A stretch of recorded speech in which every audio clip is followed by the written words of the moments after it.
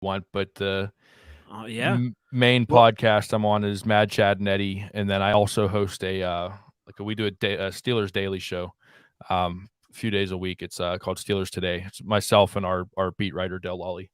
perfect. Well, welcome to NFL Outdated Cover 2 series, and I am joined by Eddie Provident with DKPGH Sports on Twitter. How's it going? What's going on, man? Good to be on here. Good to talk some Steelers football. Even after that game last night, that was a heartbreaker. But yeah, it's always good to talk some football.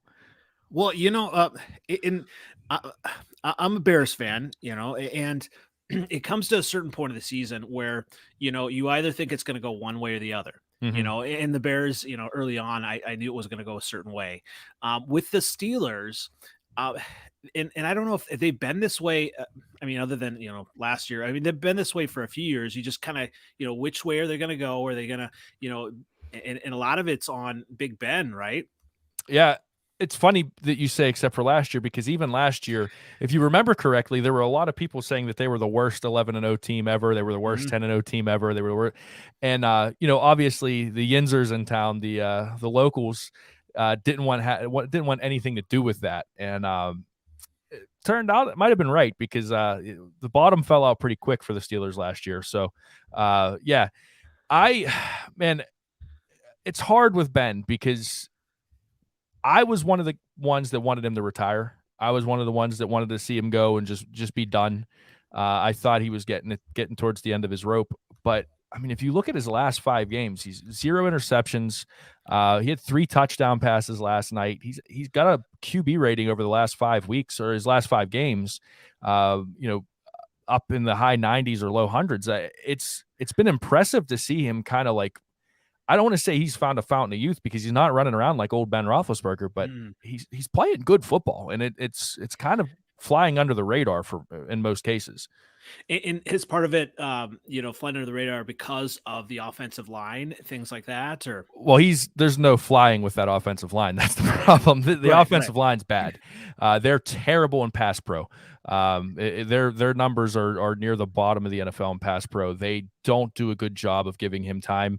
Everyone thinks that it's a good thing that Ben Roethlisberger is getting the ball off faster the last 2 years than he ever has in his career.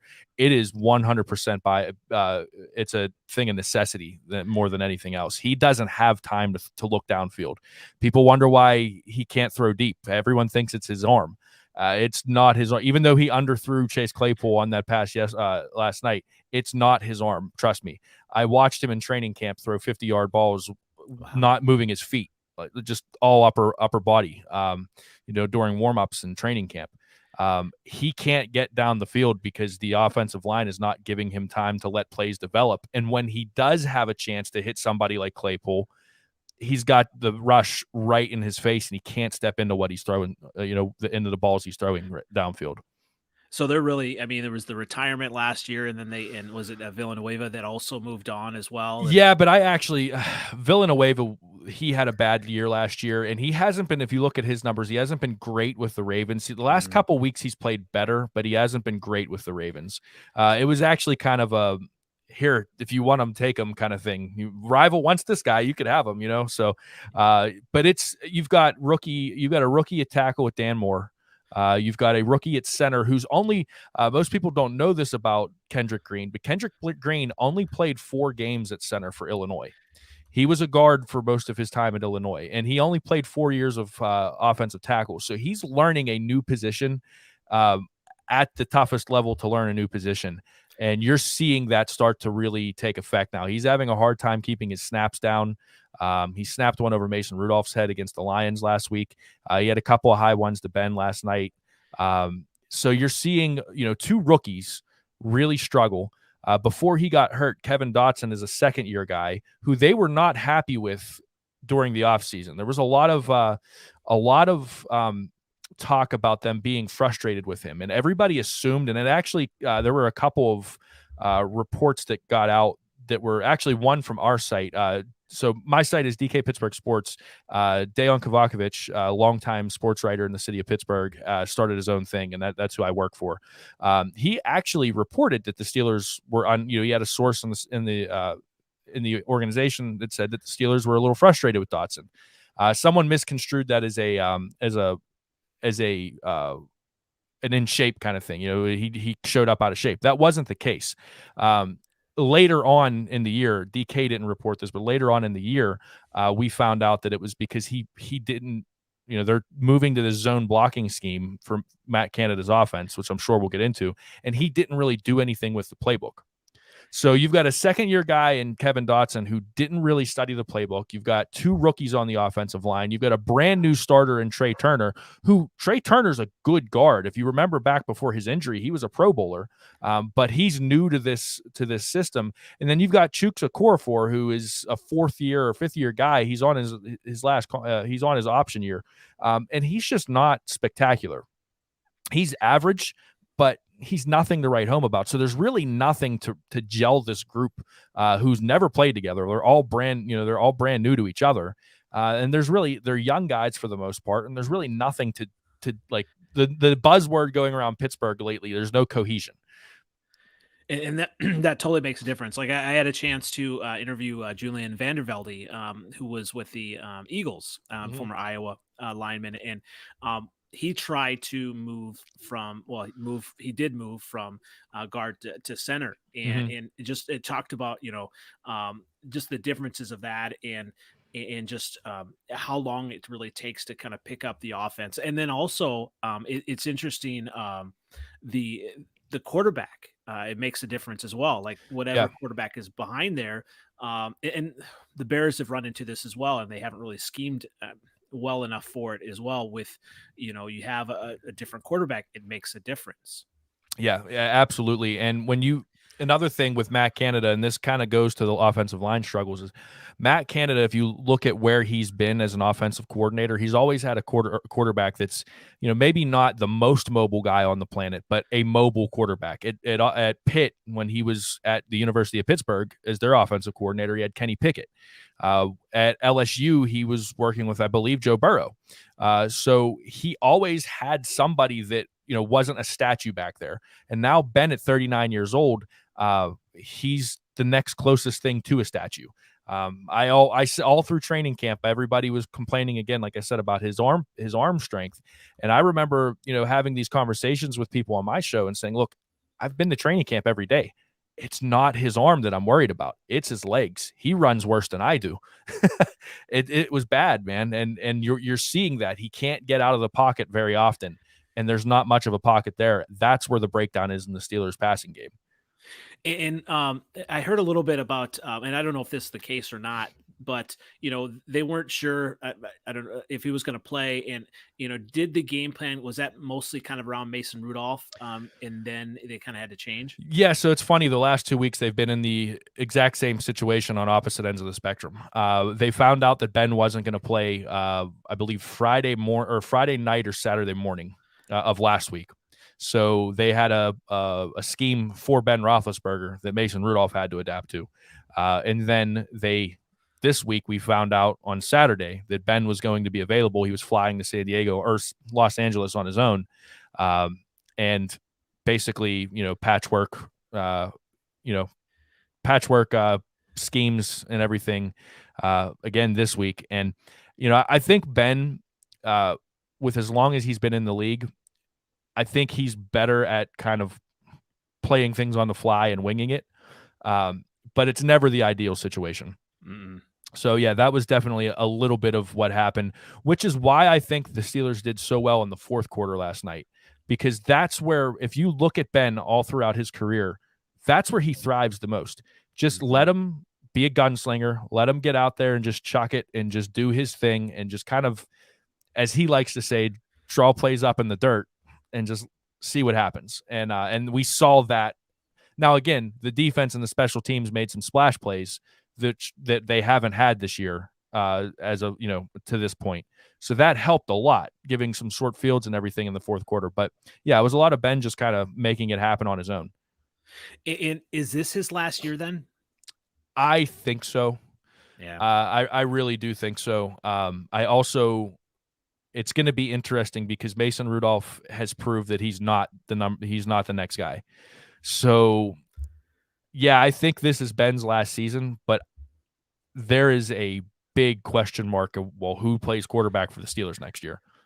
Well, yeah, and what do you make of the Dwayne Haskins signing? I mean, is he showing any promise that he could be that So guy? I'm in the minority in Pittsburgh. I love it. I love Dwayne Haskins. I think it was a great pickup by the Steelers. Low risk. Low risk for sure. Yep. And you're getting look, I keep pointing back to training camp, but in training camp, the Steelers had 4 quarterbacks. They had Ben Roethlisberger, Mason Rudolph, Josh Dobbs, Dwayne Haskins. Dwayne Haskins came in as the number 4 guy. By the end of training camp, Dwayne Haskins was putting a little pressure on Mason Rudolph for the number 2 spot. Dwayne Haskins had a really good training camp. He did well in the preseason up until that 4th game when the Steelers basically said, "Here's your audition. You're going to get the start. Show us what you've got." And he didn't do a great job in that game against Carolina. And so that's what got him solidified as the 3 guy. I think with another year to learn the offense, to learn the organization, another year of working with Mike Tomlin, one of the underrated aspects of this is that him and Mike Tomlin are from the same area, and Mike Tomlin really took a liking to him. So I think getting with a guy like Mike Tomlin, who's a high character guy who expects a lot out of his players. I know he gets the rap as a player's coach, but he expects a lot out of the guys on that roster. And I think that's going to be really good for Dwayne Haskins. I'm interested to see what he does in training camp next year. I'm not sold that he's the guy, but I would rather see them give him a shot rather than what we've seen from Mason Rudolph time in and time again. Mason Rudolph isn't bad. I think he's a very good, very serviceable backup. I don't see him as a starter in the NFL. Absolutely. And you know, where the Steelers project to be picking, there may or may not be an option in the draft either. No, and honestly, I don't even look at that because there are so many needs next year in the draft that I just don't think quarterback is going to be one of them. I think that because Mike Tomlin is on the record saying he wants a veteran quarterback. He came out and said it. This is no secret in Pittsburgh that Mike Tomlin wants a veteran quarterback. You really don't hear a lot of quarterback talk in the Pittsburgh draft circles. It's more offensive line. It's more defensive back. So I think that you're going to see somebody that's on an NFL roster right now as the Steelers starter next year. Now, everybody, because of the whole Pat McAfee show thing, everybody talks about Aaron Rodgers. I don't really see that as a likely scenario. Another name that's been thrown around, and this is my personal preference, but I don't see it as being something that's going to be realistic, is Russell Wilson. Because Tomlin, the other thing, he's been taking a lot of lighthearted jabs at Ben Roethlisberger about his mobility and talking about wanting a mobile quarterback. Russell Wilson kind of fits that perfectly. The Seahawks are probably going to deal him in the offseason. At least that's what it looks like, the way they're playing right now. So there's an option there. Realistically, I think it's going to be somebody like a Tyrod Taylor or some kind of like middling veteran that's like kind of a, just a stopgap until they find somebody. I don't think it's going to be, and just Tyrod Taylor's off the top of my head. Pick Jimmy Garoppolo. Garoppolo, any free agent or somebody that they can get at a low cost. I don't think they're going to give up a first-round pick on a quarterback. I think they're going to use that first-round pick for a defensive back or an offensive lineman. So you're going to have to find somebody that's cost-effective, that if they are going to do a trade, it's going to be somebody they're not going to use a lot. They're not going to spend a lot on, or a veteran that they can find in free agency that's serviceable enough to get the job done for a year or two. Absolutely. So. Well, and you talk about like some of the people that the quarterback would be throwing to. Talk a little bit about that wide receiver core. I mean, it really was one of the deepest cores. You got Deontay Johnson, Claypool, now Juju, his future. I mean, he was only on a 1 year deal. Right? Yep. Yeah. So, talk about that core. Juju is like I don't know how far outside of Pittsburgh this is, but Juju is a huge lightning rod in Pittsburgh. There is a group of the fan base that I fall into that love Juju. I think he's great for the community, the things he does in the community. He's constantly paying for people's groceries, hanging out with young kids, taking pictures with young kids, doing little things. He's gone to malls and just like bought things for people random. He does so many good things in the community, does a lot of charity work, but he dances a lot. and he does a lot, so there's that kind of old school guard that doesn't like him because he's a little bit of a showboat. I like that. I like when our football stars have personality. Football's entertainment at the end of the day. Let them be entertainers. I think that it was unfortunate the way Juju got hurt and the way his season ended. I do, however, there's a silver lining that I think that no team is going to take a risk on him for the money that he wants. And so what team would be better to bring him on again at a low-risk deal than the team that knows him best? Well, and he already did that. Right. He did it once before, so I think it'll happen again. So I think Juju is going to be back next year. I don't think we're going to see Juju in a different uniform. Chase Claypool is an interesting one for me because he's a 6'4", 230-pound guy that runs a 4.4. The Steelers brought him in to be that 50-50 ball, that the guy that goes up and gets it. He has, I believe, it was a little over 30% on the 50-50 ball this year. It's been very bad. We need to see, the Steelers need to see more out of Chase Claypool in the, when he's going up and getting those big catches, those deep balls. He made a couple of nice plays last night, so that was encouraging to see that from him. But one of my friends who's also, he covers the Steelers for a site called Pittsburgh Sports Now. He said yesterday on Twitter that Chase Claypool might as well be 5'8" the way he plays the ball right now. So yeah, he shows spurts, he shows some spark, but we need more consistency out of him. Deontay Johnson's the dog in that wide receiver room, man. I don't know if you saw the touchdown catch he had last night. That ball the dime that Ben threw to him on the sideline late in the game. That he made an incredible catch to get that, to kind of make the adjustment and catch that ball on the sideline like that. He had 19 drop passes last year. Wow. Coming into the game last night, he had 1 this year. The dude doesn't leave the practice field. He's always the last guy on the field. I watched him do more hand drills than I think I've ever seen any receiver in a black and gold do ever. He worked his tail off to get to where he's at right now. Deontay Johnson is the guy. He kind of reminds a lot of people in Pittsburgh a little bit of Antonio Brown in the way he runs routes and the way he's quick out of his break. That he's got that plant foot and he gets accelerated a lot faster than most people can. He's an impressive athlete, and I really think he's the guy in that locker room, or in that wide receivers room. And he kind of, for, a lot of people, he kind of came out of nowhere. Like it was supposed to be Claypool. But I did hear a lot of people on Twitter, ahead of the fantasy football draft saying Deontay would be the guy. And, yeah. Like in training camp. Ben loves him. Ben absolutely loves him. Yeah. So would that change then if there is a change at quarterback then? No, because even Mason Rudolph, it was funny. Mason Rudolph had a lot of chemistry with Ray McLeod, of all guys, against the Detroit Lions. But that's just because they were in practice together. Ray's one of the lower on the roster receivers. He's lower on the depth chart. So Mason Rudolph and him worked a lot together in practice and in training camp and everything. But no, Deontay Johnson's kind of like that safety blanket. It's funny, like even when he was dropping all the balls last year, all of the quarterbacks that played, Ben and Mason, were constantly going back to him. They would always go back to him. It was like, even though he was dropping passes, he didn't lose any trust from the quarterbacks. And that's an impressive quality to have for a wide receiver. Absolutely. Yeah. And he's, was he his third year now? He's pretty young still, isn't he? Third year. Yeah. He's a third year guy, out of, I believe, Toledo, or Akron, one of the smaller Ohio schools. Yeah. So yeah, I like him a lot. I've had a chance to have one conversation with him. Great guy too. Great guy off the field. Just a good personality. He's one of those guys you really want in your locker room because he doesn't do a lot of talking. He leads by example, but just a wonderful guy to be around, honestly.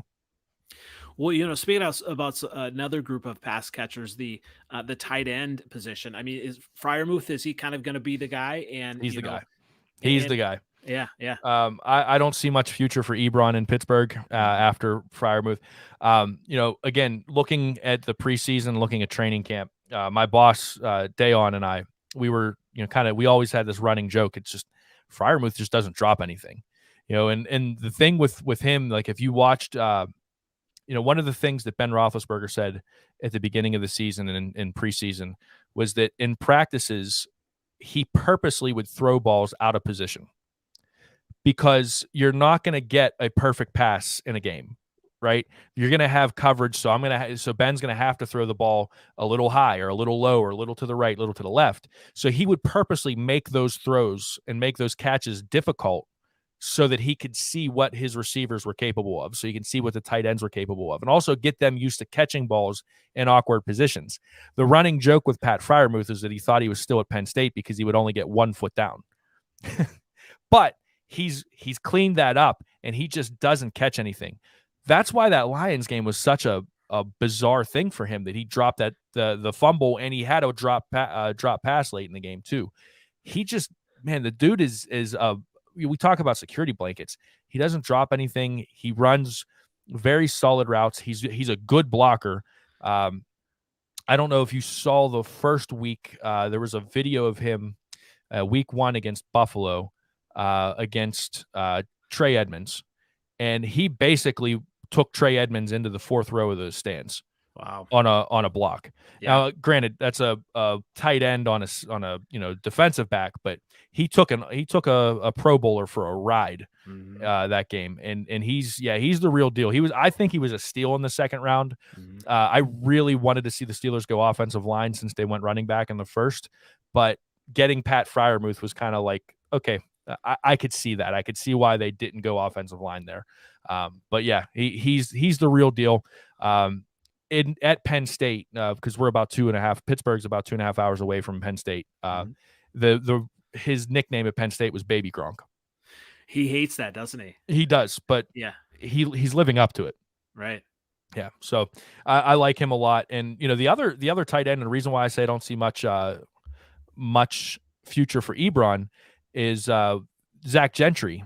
Is the second, the 3rd tight end in this group right now.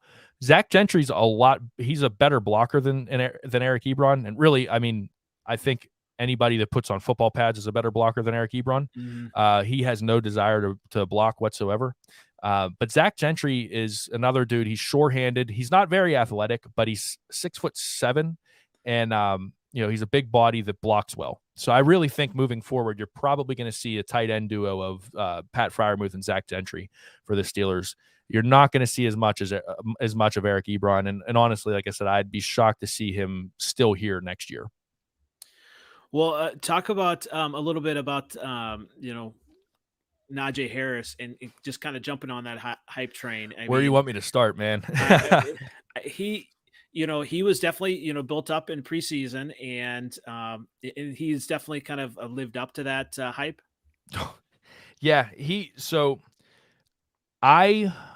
Sam Cosby was the guy I wanted to see the Steelers take in the 1st round. That was kind of my guy all through the offseason, all through, leading into the draft.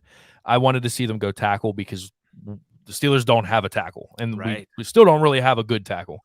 But when it kind of became apparent that, hey, Najee Harris might be on the board at 22 or 23, wherever the Steelers were picking, 22, 23, it was okay. All right. I'm intrigued now. I'm interested in hearing about this. And man, so this is my first year covering the Steelers. So this was my first Steelers training camp as, a part of the media. And I was actually doing I do multimedia work. And so I was the one with the camera for our site, down on the field trying to grab footage. And we basically, the game plan was, if it's number 22, take a video of it because it's going to pop off. And the first thing we see him do, he's doing handstands the first day of training camp. Like he's, just to warm up, he's doing handstands. Man, I have not seen a physical specimen like that in person. 6'2", 240 pounds, 5% body fat. He's got thighs like Saquon Barkley, but he runs a 4.4. He is just a freakishly gifted athlete, and we knew after like the first week of training camp, like, okay, this guy's special. We haven't seen anything like this in a while. He's not special like Lev Bell, where he's patient and he picks his spot. He's violent. He's aggressive. He's hard to bring down. And man, he is the ultimate Pittsburgh Steeler. Like that is like when you think of a Pittsburgh Steeler running back, Najee Harris is kind of that's what you look at. That big, powerful back, but he also has that speed that people underestimate. Well, I would say I think of Bam Morris. Yeah. My man back in the 90s. Yeah, I remember Bam. Well, yeah, and so he does also catch out of the backfield pretty well as well. Very right? well. I think at one point in time, and I'm not sure if he still does, but he was the rookie leader in receptions, not for running backs, for the entire NFL, rookie receivers and everything. So yeah, he does a good job in the pass game. Actually, his first career touchdown was against the Raiders in week 2, and that was a screen pass where he kind of got around a guy, made a guy miss, and got in the end zone on a screen pass. So yeah, he does very well in the pass game. Yeah. Well, talk about a little bit. We talked, offline about the offense, the coaching. You've got all these stars. Wide receivers. Freiermuth really coming on. Najee Harris really coming on. I mean, it's really an abundance of young talent. Yeah. On the offense. I mean, there's so much to build upon. How much of their struggles is on the coaching, and how much of it is on Ben, and just maybe. To me, it's the offensive line. It's the organization for being arrogant enough to think that they could fix the offensive line on the fly. It's the organization for having $10 or $11 million in cap space and not addressing it with that cap space. And it's the offensive coordinator. I talked about Matt Canada earlier, how he's used to having mobile quarterbacks and everything. We were sold in the offseason that Matt Canada was going to be this out of the box thinker. We were going to get this brand new offensive look. We were going to see a lot of zone blocking. We were going to see a lot of a lot of motion. And in training camp, there were times where we saw 4 guys in motion at once. They're moving all over the place. We were seeing them use Derek Watt a lot in training camp. And Derek Watt's been on the field for like 10 offensive plays this season. It's been pathetic. There was, in the Lions game, the Steelers had 1st and goal from the 6-yard line. They threw 3 passes and then kicked a field goal. You have Najee Harris in the backfield. You run 3 passes and kick a field goal. You'd think they learned from that. You think that, okay, they're playing the Chargers, who are one of the worst rushing defenses in the NFL. Let's exploit that, right? Najee Harris had 12 carries yesterday for 39 yards. Now, the Steelers got down. I understand that. But if you told me Najee Harris had 9 carries in the first half, I would say that's not enough. Mm-hmm. And that's all he had in the first half yesterday was 9 carries. They had another situation where it's 1st and goal from the 5. They run him on 1st down. They go they run Claypool on an end around 1st down. Najee Harris runs 2nd down, pass. If you're going to go for it on 4th down in that situation, run the ball on 3rd down. Don't pass the ball again. Give Najee Harris, who's your bell cow. He accounts for 31% of the offensive snaps for this football team. Okay. Give him the football where he's best at it. He's even said that. Like last week in his press availability on last Friday, he said, yeah, I always tell them, give me the ball. I know I can get us 2 or 3 yards and I'll make it a little bit more manageable, even if we are going to throw it next play, but just give me the ball and let me get my yard. And he's not doing that in a whining, like problematic kind of situation. It's one of those, like, this is what I know I can do. This is what you brought me in here for. Najee Harris on and off the field is everything and more that we could have expected. And we see our offensive coordinator just not using him that way. And it's really frustrating to see that. It's really frustrating to see him not use the run game to open up the middle of the field. Everybody wonders why Ben's not throwing downfield. And we talked a lot about the offensive line for sure. But the offensive line's strength is their run blocking. They're not a pass blocking offensive line. So why are the Steelers not using the offensive line that is already struggling? Use them to their strength. Let them go downfield and beat guys up and road grade guys and get moving, get them moving downhill. Najee Harris is averaging 3.7 yards per carry. And if you do that over 3 plays, that's a 1st down every time. Let him be the guy that he's supposed to be. And then that will open up the field. It'll buy Ben Roethlisberger time. It opens up the play action. It opens up things in the middle of the field. And it's just not happening. And you had Mason Rudolph throw the ball 50 times in the rain against the Detroit Lions. Mm-hmm. It just doesn't make sense. And so right now, I put a lot of the blame squarely on Matt Canada for this offense. And then it's kind of the same thing on the defensive side of the ball with Keith Butler. Go back to that Detroit game. Detroit ran for over 200 yards because they were overloading the offensive line. They were going 6 offensive linemen, 2 tight ends at times, and they're just running the ball. And they're just and it's poor tackling for sure, but they didn't make the adjustment until the fourth quarter. It's I don't understand. As much as I love Mike Tomlin, I'm a Mike Tomlin apologist. I think he's one of the best coaches of his era.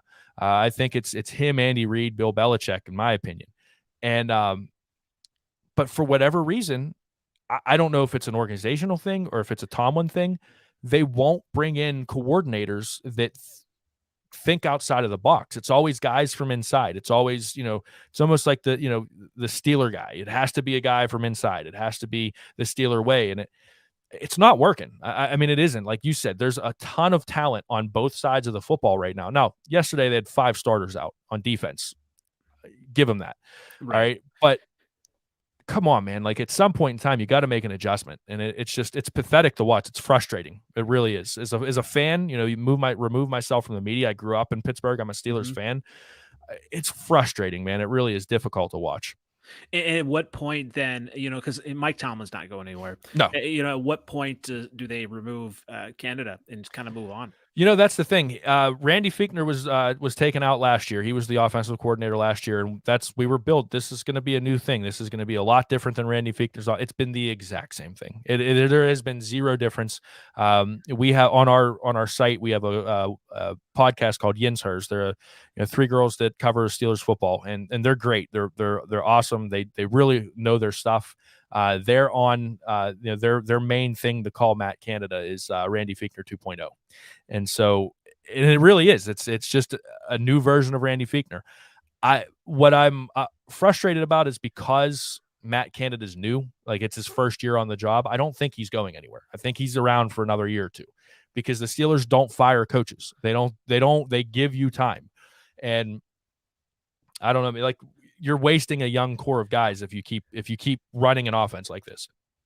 We talk about like kind of, within maybe their meetings, does part of it, I mean, do they just kind of say, well, if we had a more mobile quarterback, if we had, a quarterback that was kind of on the, upswing, our offense would work, because that's, with the Bears, a lot of it, Nagy is that, really wanted the quarterback, and now he has hopefully the quarterback. Yeah. And I don't think it's a hopefully with the Bears, man. Just to switch, that dude is Justin Fields is he's a dog, man. That kid can play. Watching that game, the Sunday night game or the Monday night game against the Steelers, watching like him take a butt whooping from T.J. Watt and Alex Highsmith, and he just every time he kept getting up and kept fighting. Lowers his shoulders trying to run over defensive guys, man. That dude is a baller. You guys got something. I really think you got something special in him. He throws a pretty deep ball too. Like Justin Fields is that was like full disclosure. There was a big chunk of Pittsburgh that wanted the Steelers to trade up to get him. Oh, absolutely. Yeah. And I like that was like there was a lot of talk and Tomlin loved him. Tomlin really liked him a lot, and there was a little bit of a rumor like, oh, are the Steelers going to try to trade up and get him if it's right? Man, if there's one person I would have wanted more than Najee, it's Justin Fields, and I'm happy that the Steelers got Najee. I love him. I think he's going to be great for quite a few years, but man, Justin Fields, I really think you got something special in that guy. But I would agree. Yeah. The coaching makes a difference too. So that the hope is there that you don't have a Nagy. I mean, let's face it. I'll just say it. He's not the right guy, to really mold him. And the Bears are very loyal as well. They don't fire during the season, and it might be interesting now to see how much he's hurt, and to see if he's out, then do they give Nagy another shot? And I mean, so coaching makes a difference. You Yep. don't want the coaching. We'll put it this way: if the coaching is noticed, that's a bad thing. Yeah, You absolutely, know, 100%, and that's uh, what's happening in Pittsburgh. The coaching mhm, is really being noticed right now. Um, even for Mike Tomlin, for all of the great things he does, like he's had a couple questionable decisions. So the fake field goal try against Cleveland that almost got Chris Boswell knocked out. I mean, it did get him knocked out of the game. Um, what was that? That was the worst time to take a fake field goal there. It was just a very bizarre. And to his credit, in the post game press conference, Tomlin owned that. He said that was on me. That was a bad call. That was a bad play call. That I shouldn't. Our guys weren't ready for it, and so I take it. Take responsibility. But yeah, like the coaching staff here sometimes does a lot of like just head scratchers. It's a lot of head scratchers. Ever since, and even with the offensive line, like the Steelers had Mike Munchak as their offensive line coach when Lev Bell was going on. When he was the guy around here, mhm. the Killer B era. It was Mike Munchak as the offensive line coach. I don't think it's a coincidence that Mike Munchak left. He wanted that offensive coordinator position that they offered to Randy Fichtner. That's a part of the reason why he went to Denver. So it's not a shock to me, and it's not a coincidence to me that Mike Munchak leaves and all of a sudden the offensive line is in disarray. I'm not the biggest fan of Adrian Clem, the offensive line coach for the Steelers. I don't think he's a bad coach, but I don't think he's what this offensive line needs. This offensive line really needs somebody that's going to take control and mold them. And we're not seeing that right now. And so, yeah, the coaching staff as a whole, I get a lot of questions on them. There's a lot of the fan base is unhappy. There's a lot of questions from the media. And the thing with Matt Canada, keep going back to him, it's not like Mike Tomlin in press conferences is really good with the media. Mhm. Matt Canada won't answer anything. He won't take accountability for anything. He's not very forthcoming in what he says. He's a hard guy to like, it doesn't do him any favors. It makes a difference. It makes a Yeah. difference. I mean, Nagy is like that. I mean, he's they say, within Chicago media that it's word salad. He says a lot, Mhm. but he says not really much, just a lot of coach speak. Yeah, that's the same thing with Canada. Yep. So really, that's actually a good way of putting it. Word salad. Well, speaking of a side of the ball, there are a lot of question marks. I mean, you look at it, there had been, I mean, that looked to be the strength of it, but with all of the injuries, there, been some question marks. Talk about some of Mhm. the key stars, and what you're looking for more from them. Yeah, so I mean, obviously everybody knows TJ Watt. He's Mhm. the straw that stirs the drink here. He should be back next week, from what we're hearing. He was limited in practice towards the end of the week this past week. So I think we're going to see him back. Maybe not at 100%, but we'll see him back. That really made the Melvin Ingram situation unfortunate because you wanted to see Melvin Ingram in Pittsburgh for these kind of scenarios. And to have him be unhappy and the Steelers just let him go like that was kind of unfortunate. But, I thought Taco Charlton was serviceable, and I would like to see what he has. That's another guy kind of like Dwayne Haskins, who the first round pick, high pedigree, didn't work out where he was. Bring him in on the cheap and see if it works. I think that, that there's a guy that if he's handled the correct way, he could bring some value. But yeah, TJ, back to like the stars, TJ Watt for sure. I think he'll be back. He'll be fine. Cam Hayward's the one this year, man. Like everybody in Pittsburgh knew how good Cam Hayward was. I don't think anyone outside of Pittsburgh knew how good Cam Hayward was, or very few knew. And this year, I know Pro Football Focus has him ranked as the number one defensive lineman in the league, and he's really been the heart and soul of the defense this year.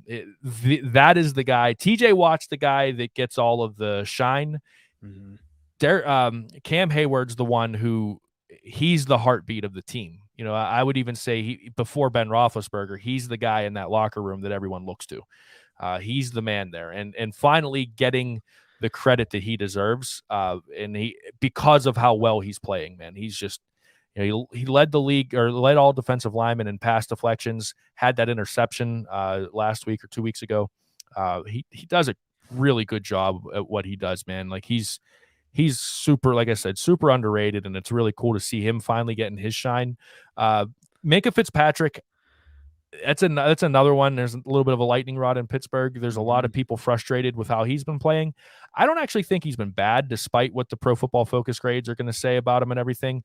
Minkah Fitzpatrick is one of those guys where if he's not getting turnovers, you're not going to see what he does well. But a perfect example of what Minkah Fitzpatrick does well was that last play to Mike Williams last night.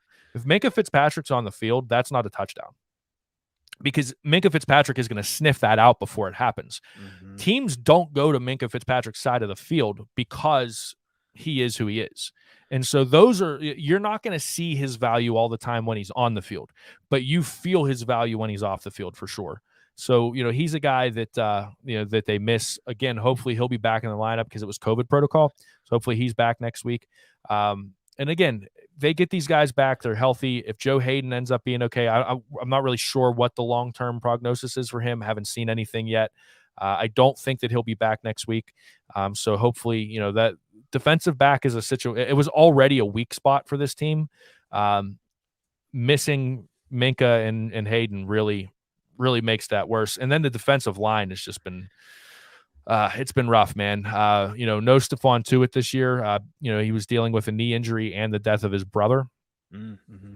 So two things that he's really been struggling with. And when you're dealing with stuff like that, for those who don't know, his brother, I believe, died in a car accident. And it was just a very tragic situation. I kind of tend to lean on to let guys take as much time as they need on that. That's something that takes a lot to process.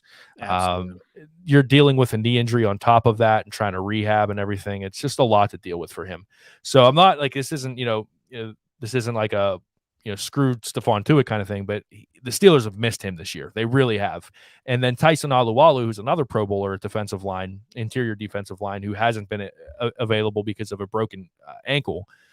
He was week 2, he was injured. So we're actually seeing the ripple effect of losing those two guys on the defensive line at the inside linebacker position.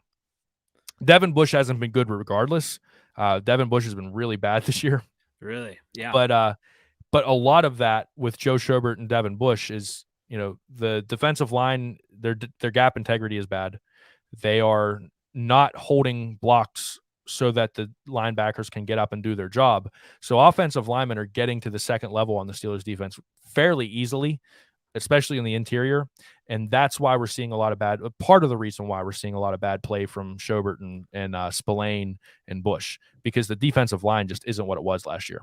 So you can really run on the Steelers this year, obviously, right? Oh yeah. That's the problem. The running game has really been, it's been a factor. I mean, they have not done well. You look at the Bears. I believe it was the second half of the Bears game. The Bears ran all over them. They did whatever they wanted to do in the second half. The Seahawks did whatever they wanted to do in the second half. Lions did whatever they wanted to in the first 3 quarters. Herbert last night ran for 90-something yards. Eckler looked like and Eckler's a good back. I'm not saying I think Eckler's an underrated football player for sure, but Eckler looked like second coming of Gale Sayers last night in some situations. I mean, 4 touchdowns. I mean, he's catching out of the backfield, running out of the backfield. I mean, it was just they had no answer, and that's the problem. When that interior defensive line, and this is football, and this is football 101. The game is won in the middle of the field, and when your guys in the middle are getting bullied by the other team's guys in the middle, it's going to be a long day, and that's what we're seeing a lot of with the Steelers defense right now. Well, with all of the injuries and everything, I mean, what are you looking for the season prediction? I mean, the rest of this, season, do you see very many more wins coming? Or yeah, the thing is the AFC is so strange this year. It is. I mean, just when you think you've got everything figured out, the Steelers tie the Lions. Just when you think you got everything figured out, the Ravens get beat by the Dolphins. Just when you think you got everything figured out, the Texans are beating somebody. So I don't know what to make of the AFC. I don't know who's the front runner in the AFC. I thought it was the Bills, but now the Bills are 2 losses in a row. So the Patriots actually right now look like the team to beat in the AFC, and that's of course it is. So with all that said, the Steelers, I think everything's still in front of them, man. They're 5-4-1. They rattled off 4 wins in a row. I could easily see them rattling off another 4 wins in a row, and I could easily see them rattling off 2 or 3 losses. So, realistically, I think they're a wild card team. I think they're, I don't think they're going to beat the Ravens out for the division. I think they're a wild card team. If they get into the playoffs and their defense, turns it on like what we thought the defense was going to be at the beginning of the year, they're going to give teams problems. But we haven't seen it consistently yet. So, I think they're a borderline wild card team moving forward. Like, I think that's what their ceiling is. Yeah, and they have a tough schedule. I mean, if they do have the opportunity, they play in the Ravens twice, so they have that opportunity. And these other teams in the playoffs with the Chiefs and the Titans, Vikings, going to be interesting. It's And going to be a even tough game. Yeah. in the Bengals. Yeah. So they have some, even the Browns. So it's an interesting schedule. If they can go on a run, if Ben can continue to do well, like you've, said, that it is in front of him. That is interesting. It'll be interesting for me to see that fourth quarter last night. Was that a product of just a wacky game? Was that a product of the defense and the special teams giving you some short fields, or was that the offense finally figuring some things out? If it's the offense finally figuring some things out, then I think they're in a lot better situation than any of us are giving them credit for. But we haven't seen enough of it yet to know. And so, this game against the Bengals coming up, it's a kind of a, it's a home game, game against the Ravens coming up. These are 2 division games that they absolutely need. Mm-hmm. I think what happens these next couple weeks against the Bengals and Ravens is really going to be a determining factor what this season, what the rest of the season looks like for the Steelers. Absolutely. Well, talking about a weird game, I just wanted to, paint you in a picture here, or actually get you cornered into a corner here. Talk about the penalties in the Bears game and posturing. what was the deal? On my show, the Mad Chad and Eddie show that week, I said that if I were a Bears fan, my remote control would have been in my TV. Listen, we'll go with the Cassius Marsh penalty. Okay. You've got to know the history in order for that to make sense. Cassius Marsh was supposed to make the Steelers roster during training camp. Cassius Marsh looked decent in training camp. Like, I remember seeing him and thinking, man, that dude's got a little fight to him. He's got some scrap to him. Maybe he's not a starter, but he's a good depth guy. And they cut him. I was like, all right. They cut him, and they kept Yuli Grant, who was coming off an injury, and they wanted to, they were hoping that Yuli Grant was going to be a little bit more of like a Devin Bush kind of guy on the interior, but that was the other linebacker. They went with another interior linebacker rather than an outside linebacker, because they had Melvin Ingram, because they had TJ Watt, because they had Alex Highsmith, because they had all these guys on the outside that they didn't need Cassius Marsh. So Cassius Marsh he gets cut from the Steelers. He ends up with the Bears, gets a chance to play. He gets a sack against the team that cut him. Let the guy enjoy it. Let him have some fun, right? He wasn't doing anything that was going to hurt anybody. He wasn't doing anything that was going to cause any kind of scene. He was just pumped up and in the moment. Again, we go back. Football is entertainment, right? Mm-hmm. Sports are entertainment. Let these guys entertain. That was one of the stupidest calls I've ever seen. The only thing that I will say about the Bears, because I thought a lot of those calls against the Bears were absurd, the one thing I will say that they didn't call enough of were the false starts. The Bears offensive linemen were getting off fast. And that's not just the Bears. We've seen that a few times. The Bills did that. The Seahawks did that.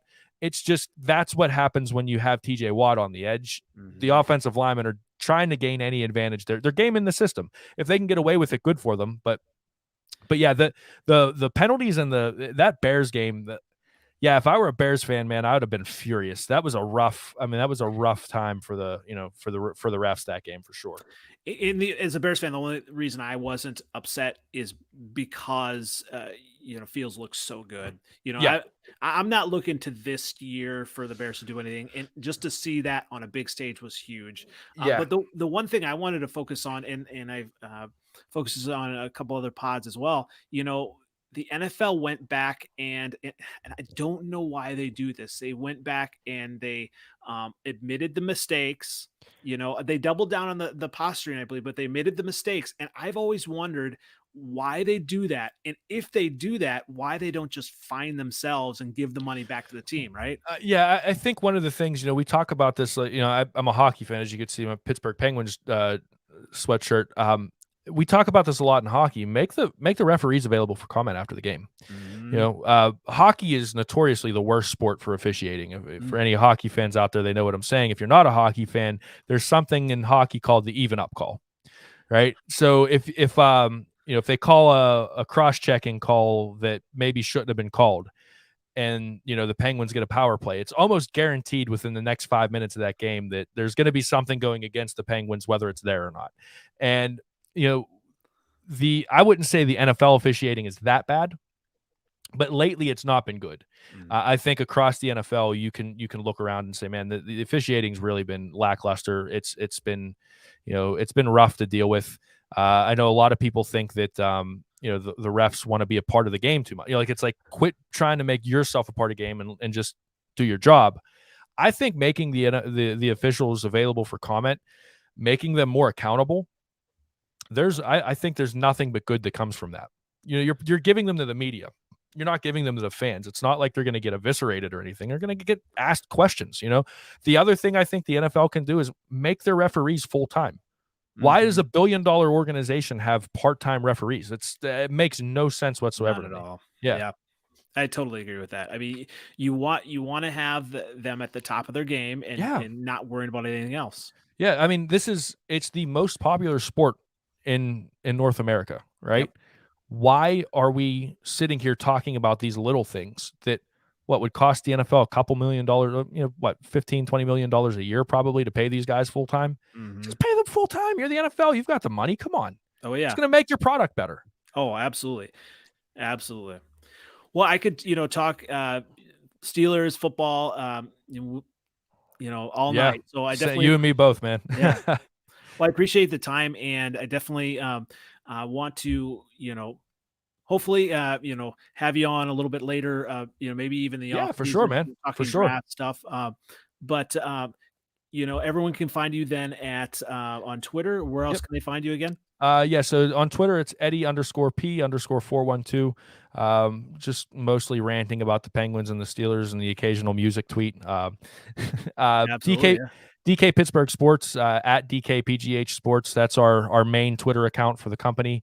DKPGH Podcasts is we have our podcast network, which is kind of what I oversee for the most. Like I said, I do a little bit of Steelers stuff, but I mostly oversee the podcast network. So we've got a bunch of shows there. We've got Yins Hers is one of our Steelers shows. We've got the Lolly Carter Steeler podcast.